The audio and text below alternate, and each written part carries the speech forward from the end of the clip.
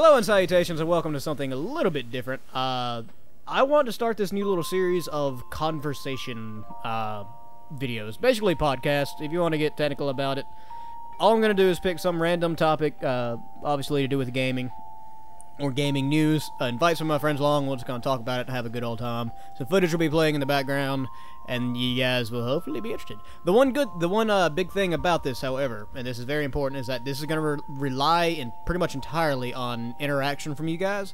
So whatever subject we're talking about, please leave your opinions down in the comments. Please talk to us. Let us know what's going on, because honestly, this is not going to work unless we have some sort of feedback from it to continue the conversations in the videos. So I know that was kind of a weird, spastic little intro, but whatever, it's done. Today I have with me Canada. Hi. Also known as Zronium. And LetsJays from over on the LetsJays channel. Word. That's all he says. He cannot speak any other word. His channel is very boring. Word. Alright, so links to their channels will be both on screen and in the description, so go check them out because they're cool and stuff. Word. Probably. I think I doomed myself by saying that, didn't I? Alright, I'll actually contribute here. You are the Groot of Let's Plays. You can I am say Groot. Word. I am Groot. So, subject for today is going to be, as you can probably tell from the title, Fallout 4. It is a game that I am very excited for myself. I know Jay is probably pretty excited for it. Word. And Zronium, on the other end of the spectrum, actually is not a huge Fallout fan. That's one of the reasons I really wanted to have him on this video. He isn't? Crucify him. Okay, that's a little harsh. We're going to back away from that and instead try and talk about our feelings and work them out in an adult manner. An adult manner? Adult. Alright, I have an accent, man. I know. You don't have to remind me. We're talking about a game that takes place in Boston, and we're going to talk about your accent? Fair point. Alright, so yes, like, people have a hard enough time understanding ghouls in regular Fallout games. Hopefully these ones will have Boston accents. It'll be the greatest thing ever. That would be amazing. I really hope that's an actual thing. Hey, brother, what are you selling here today? You want to go to the Packy and get me a case of beer? Whacking. Okay. Insult the socks, ghouls chase you out. Dude. That's actually a good place to start. Fallout 4 is taking place in Boston, which is really awesome because I kind of fell in love with the city when I was there visiting Jay a few months ago. And Jay obviously is a big fan himself, and who cares what Zronium thinks? So yeah, it was all right. It's cool. You guys didn't get to see a whole lot of the city because we basically just stayed to PAX. But yeah, we did walk through it once on our way to Fire and Ice. But well, it was everything was buried in snow. Yeah, so. there's that too. It was actually really interesting because even the little bit we saw of Boston, I could recognize a little bit from some of the trailers we've seen of Fallout 4 so far. Yeah, I mean, I played Thug 2. There was a Boston level, and it was just like same thing. Yeah. There's one scene in the trailer that you watch, the first trailer that they released for Fallout 4. It's kind of towards the end of it, and you're looking over the city.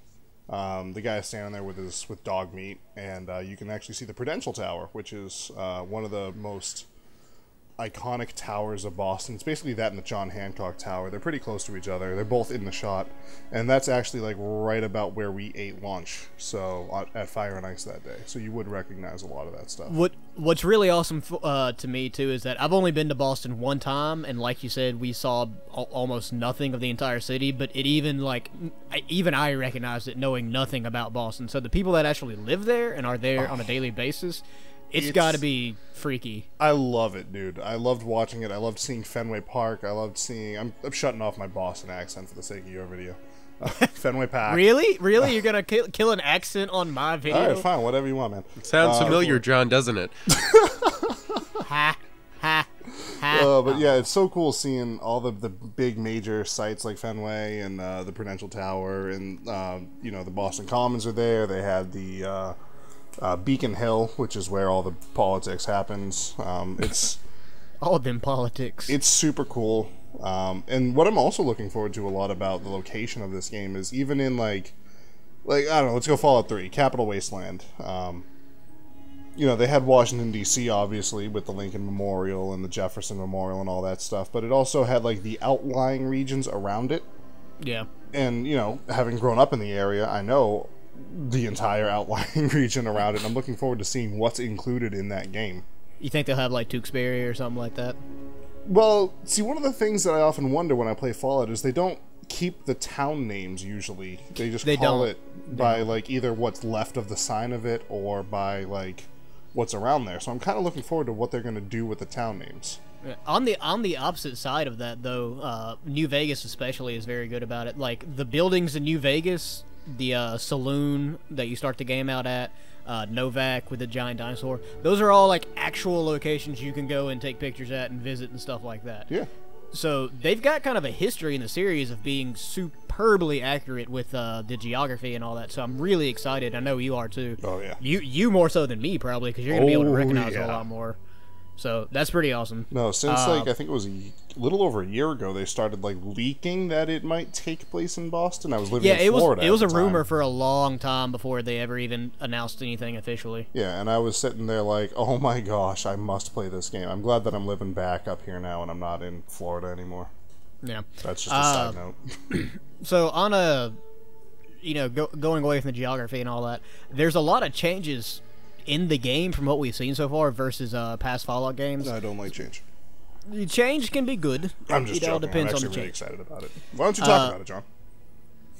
I mean, okay, you don't have to put pressure on me or nothing. Jeez, I'm sorry. I just wanted to segue with the car and the driving. You know what? Okay. You can take a Segway tour of Boston.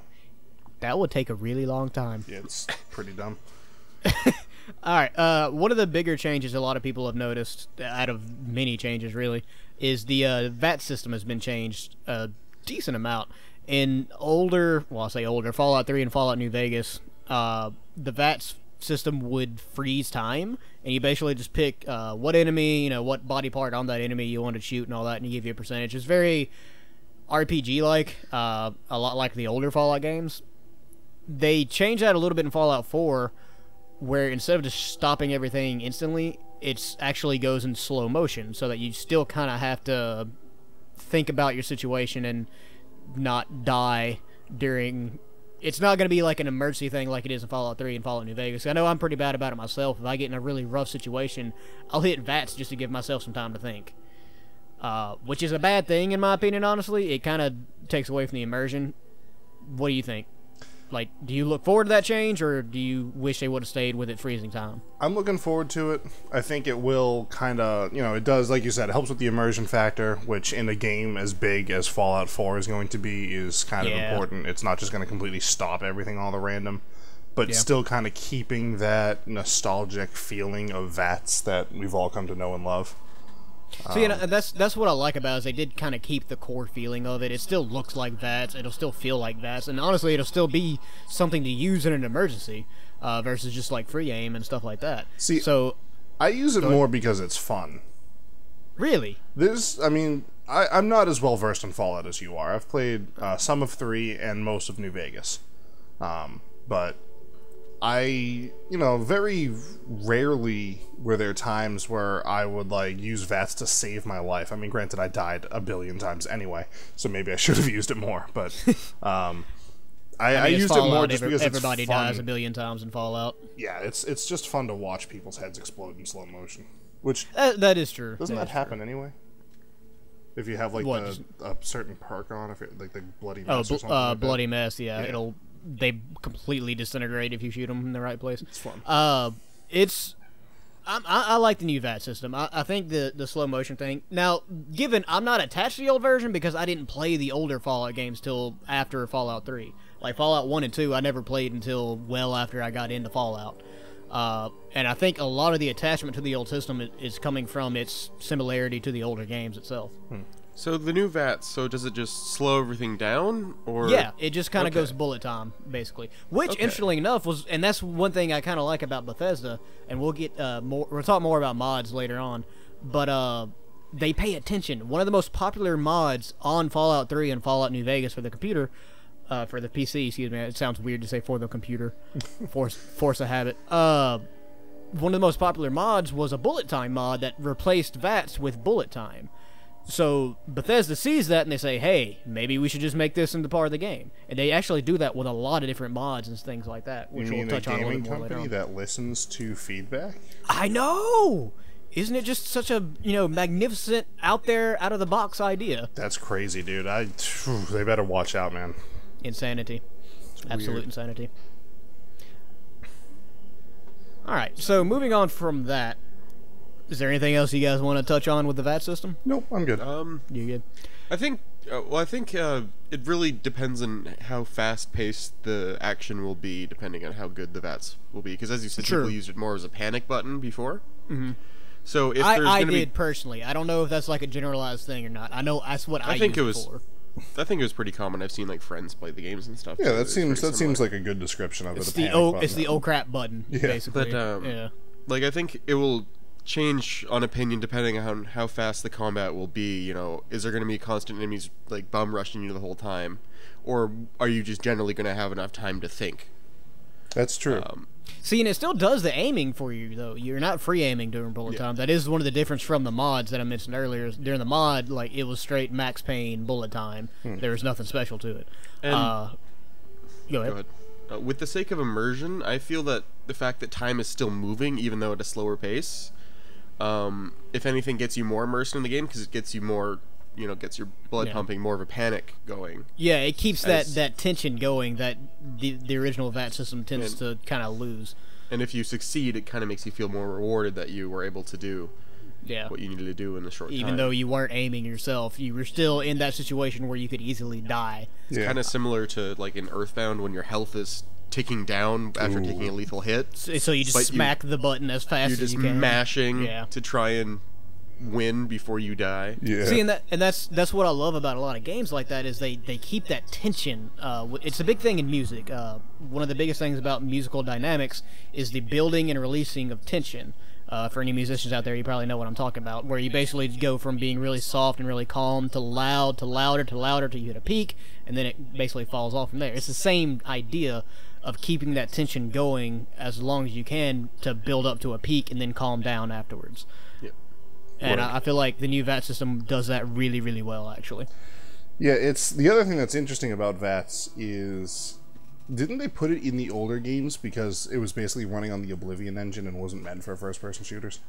Like Fallout 3, yes. Yeah. That was pretty much the situation because it was not at all meant to be a shooting game. Yeah, so this game is built on an engine that can actually fully support like a real full Fallout game. So I wonder if we're going to see more action, more enemies, more of a traditional shooter style where there's a lot of cover, things like that. I wonder how the combat will change, not just with VATS, but overall. I mean, I think it's definitely going to evolve a lot more with the technology, because I think, correct me if I'm wrong on this, and you guys may not know, but maybe somebody in the comments says, I believe this is built on a modified Skyrim engine. Not necessarily an FPS-built engine, but Skyrim itself had better shooting mechanics than pretty much any Elder Scrolls game before it. Like the bow and arrow mechanics and all that worked fantastically, and I think that set the tone for any sort of FPS built on that engine from then on. I seem to recall something about them saying that this is an entirely new engine. I could be mistaken. Really, I'm not 100% on that. It says that it's basically they took the core of the Skyrim engine and just rewrote half of it. Okay, so you're right, John. It's a modified. So it's like basically physics engine, but okay. Well, we're both right, really, in that case. Yeah, cool. Moving on from VATS and all that, because I know we're getting kind of higher up on time. And we'll kind of knock a few of these bullet points I have written out in a row with this kind of bigger conversation. One of the biggest things about Fallout and really Bethesda games in general is customization, both of your character, of housing, weapons, pretty much anything you can think to customize. Bethesda wants you to be able to customize it. This game, especially from what we have seen so far, has taken that idea, because it was one of the more attractive things, especially to people like me, because I'm a sucker for customization in games. They took that idea and they ran miles ahead of where anybody thought they were going to. Both in terms of, like I said, character customization, weapon customization, and what I'm personally most excited for, housing and colony building, which is a huge, huge thing. Again, going back to what I was saying about Bethesda paying attention to the mod community and all that, they've always been very enabling about the modding community. They saw that the most popular mods are housing mods, custom housing you can put in games, and they said, well, hey, how about we just let you build a house from scratch, from the ground up, no matter what console you're playing on or anything. That is huge to me. Like, gigantic thing that I'm probably what I'm looking forward to most out of the game. It's I love Bethesda Studios. I love all of their games that they've put out in recent years. I haven't played Skyrim's the only Elder Scrolls game I've played. But I just play Oblivion. Oblivion's really good. I'll get there someday. But it's just great to me that all of their games, the immersion factor is so high, and it's really like there's no wrong way to play it. See, Skyrim was a little overwhelming for me when I first started playing it, because it was like, I can literally do whatever I want. There's like 13 classes I can pick from, and I'm sitting there and I'm starting the game and I like hit the Google and I'm like, which class should I be? And they're like, it doesn't matter. You can do what you want. And I'm like, no, but how do I play this game right? And there's no wrong way to play it. And it's just like, if you're not used to that, it can be overwhelming. But once you embrace it, it can be. Once you embrace it, they're some of the best games you could play. I mean, it's the ultimate version of just sandbox. They take you, they make you this world, and they throw you in there and be like, hey, do whatever the crap you want. It's in your hands now. We already got your money. Or bottle caps in that one case. Dude, that's awesome. I love that they did that. I love Bethesda. I really do. Yeah. So yeah, I'm really looking forward to not just custom housing, and the ones we saw too that they had made. It's so cool. They also because I know it's a big thing in Fallout. Most people hoard things. Like you'll find scrap metal and just really useless items you have no need for, but you'll carry around with you for days upon days just because you think they might come in handy that one time. Yep. They made it to where you can break those items down into items you actually need, which is again something fantastic. Like they saw the problems 3 and New Vegas had and really built upon it and made it so much better, in my opinion. And that was kind of something that you kind of saw coming. The transition from 3 to New Vegas had a little bit of that as well. Yeah. Where you could take ammo types and break them down and convert them to other ammo types, and now you can do it with just about anything. And it's nice to see the natural progression of things, that they're always trying to push and improve, and not just like, oh, here's just another game of the same, give us the money. Like COD. It kind of plays on the average gamer's OCD a little bit too. Yeah. Where you see a room, you go through every single locker, every single drawer, and if it doesn't say empty, make it say empty, pretty much. Exactly. Yeah, pretty much. So thank God they do label things as empty too, because that saves millions of hours, I'm sure. But actually making something you can do with those miscellaneous pieces of scrap is also really rewarding for those people who obsess over that. Because there's nothing worse than playing a Zelda game, going through all chests in the dungeon just to open all chests to get nothing out of it. Which is something I do in every Zelda game. I do too. It's crazy. Alright, so that was what I wanted to talk about more than anything. We didn't really spend a whole lot of time on it, but I do want to know what you guys think of the customization and the housing, especially colony building and stuff like that. We barely scratched the surface on it. Go look up the videos. Go see what Bethesda themselves have said about that. It is amazing, and you will be very happy with it. Moving on to the next point, though, because it'll probably be the last one we talk about. Again, I know I've mentioned mods a few times now, but Bethesda has always been very enabling of the modding community. They've always said, do what you want to do with this. It's been a very big deal with them interacting with the fans in general, but especially the modding community. And they announced that mods are actually going to be available on the console versions of the games. Yeah. That's awesome, but weird to me. And weird because I have no idea how that's going to work. It seems like that there's going to be so many issues with that. I mean, there's issues with modding on PC, like bugs and stuff like that. Yeah. Bethesda games are notorious for being kind of buggy because they're so huge. Right. So the idea of them making that into a console thing, I don't even know how it's going to work. I trust Bethesda, though, so I'm assuming it's going to be cool. I mean, personally, I'm looking forward to running around the Boston Wastelands killing Macho Man Randy Savage Supermoons. Oh, yeah. Snap into a Slim Jim. What I'd imagine for the... Oh, go ahead. No, you go ahead. Stop being Canadian on my channel. Ugh, sorry. What I imagine what the mods are going to be like, I have a feeling it's going to be very limited to the point where... I'm kind of thinking the same. They likely have to be on PC first, and then just to run trial, and then be evaluated by some sort of team before they're allowed on console, because honestly, console devs are basically just like Microsoft or PlayStation don't really want people to mod the games to have a bunch of naked Fallout characters running around. Let's be honest. I mean, yeah, that's also one of the more popular mods. Sadly, pretty much every game. I mean, it just brings you right back to that Fallout Pornhub thing. Oh God.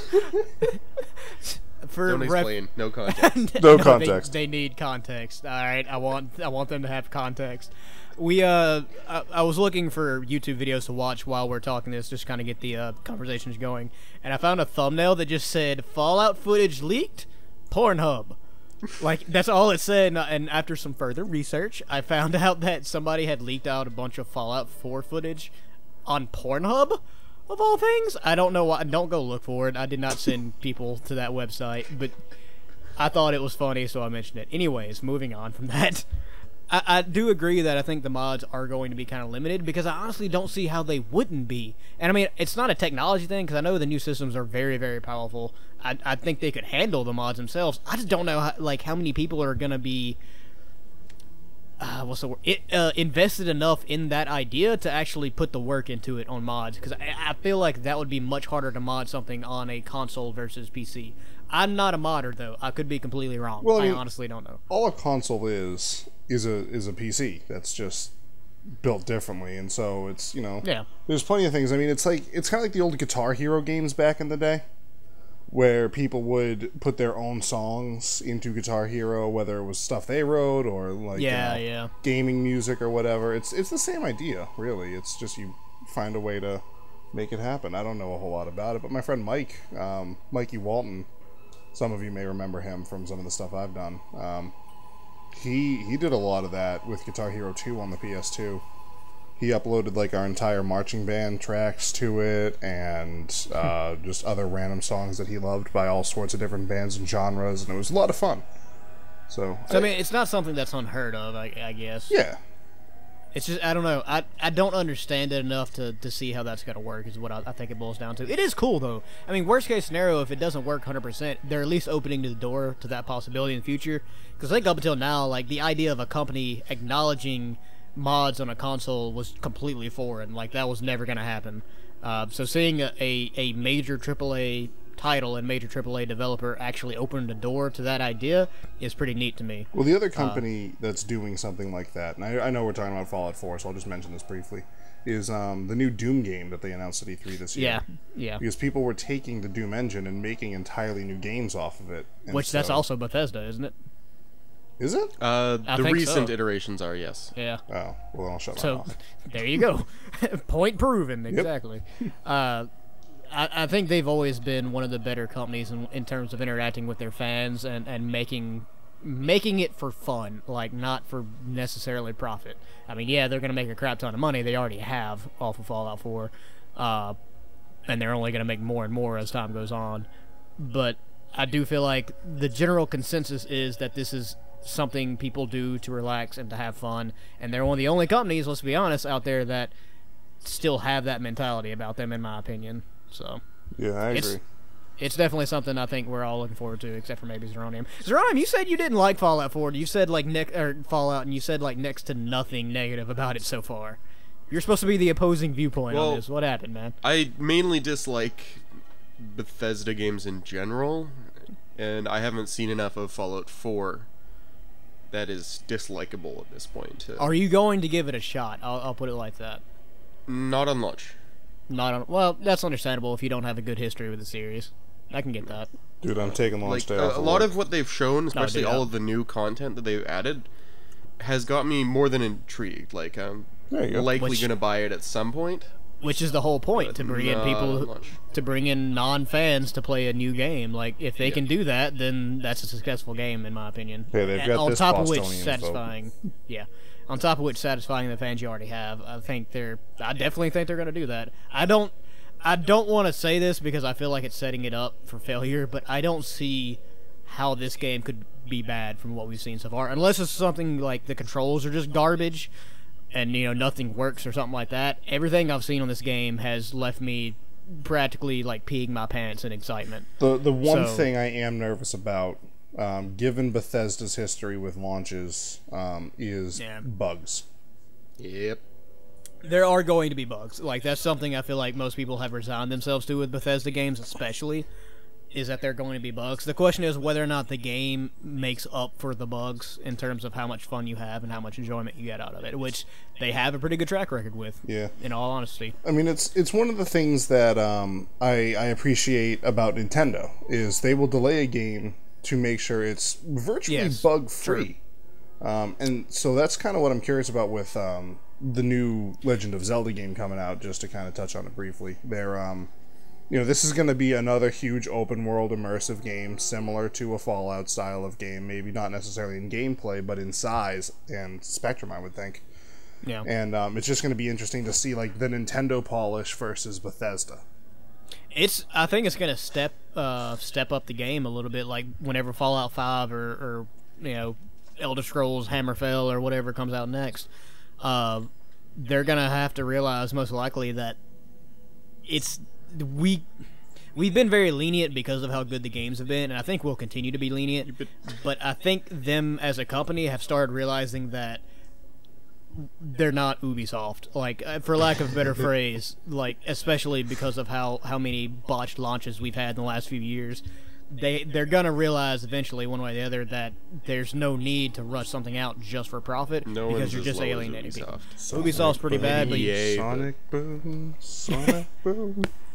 Well, Sonic Boom is one thing. Ubisoft has a track record. No, I know. That being said, I am excited for Assassin's Creed Syndicate. Yeah. Anyways, regardless, that'll be a conversation for another video. I think that's pretty much it. Did you guys have any points you wanted to touch on or anything? I know we're well over time. Kind of the buggy mess thing, because that's always been my issue with every other Bethesda game I've ever played, pretty much. Fair enough. Is I got really bad luck at getting the worst of the game-breaking bugs each time I start a new Bethesda game. So that's why I'm generally bitter about the company as a whole. But seeing how they've changed enough over the just the Fallout gameplay style, that they've changed enough to accommodate what the fans clearly like. Yeah. I wouldn't be surprised if they actually put effort into playtesting this time. Oh yeah, no, and the thing is, the big thing's always been Bethesda games are huge, and you just cannot playtest enough to catch all those bugs. Like, you just can't. Yeah, I mean, they're still, like, I think it was like 10 years later after Fallout 3 launched, they're still discovering new places. Yeah, I mean, it's just not something that's feasible. I do think they're going to start polishing it more, because obviously they listen to people, which is more than pretty much any other company out there can say. Except when it comes to their iPad game. You don't that's like That's the one thing. I love it. I can't play it, though, because it crashes on my iPad. It can't run it. I have a new iPad. It's not even old. It's only about a year old. See, I've got an old iPhone, and it runs just great. It would run on my phone fine, but I don't want to play it on my phone. I want to play it on my iPad with the big screen. But anyways, regardless, I'm really excited about it. I know Jay is too, and Zronium, at least, even though he's not a Fallout fan, seems intrigued, if nothing else. So if that shows you anything, I think we have something good coming out here in September, November. So I think we have something really cool to look forward to. I mean, regardless if it just bombs with the disgusting glitches on launch, it'll probably still sell the most copies out of any game this year, let's be honest. Oh, yeah, no, it's way too much hype behind that. It's got a lot of hype, and for good reason. So that's going to be it for this. I know we went a little bit. This thing was supposed to be like 10 to 15 minutes tops, or 20 minutes. But whatever, it doesn't matter. It's the first one we've done of this, so we'll perfect that art a little bit more later on. I really, and I need to reiterate this fact again, you guys need to interact with this. Leave comments, even if they're not like super long novels. Just leave comments about your opinions on things, if you're looking forward to it, what your opinions are on the subject we touched on and talked about.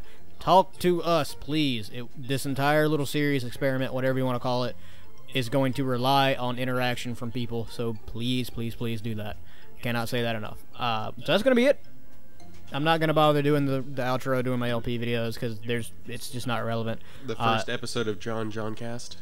Basically. I have no idea what I'm going to call this. I really, don't at all. Johncast is not a bad name, in all fairness. Really? That sounds like John Cena thing.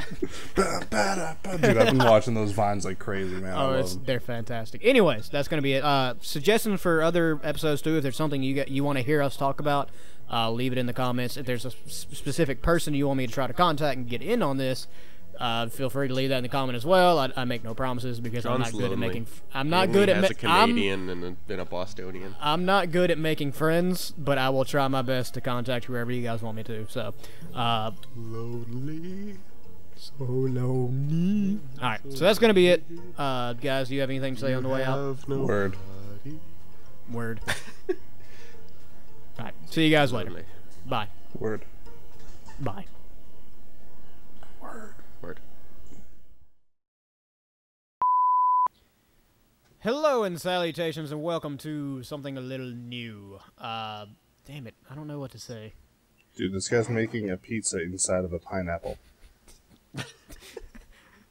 Take It only two? takes like 5 minutes, dude. It's amazing. I want to try this, dude.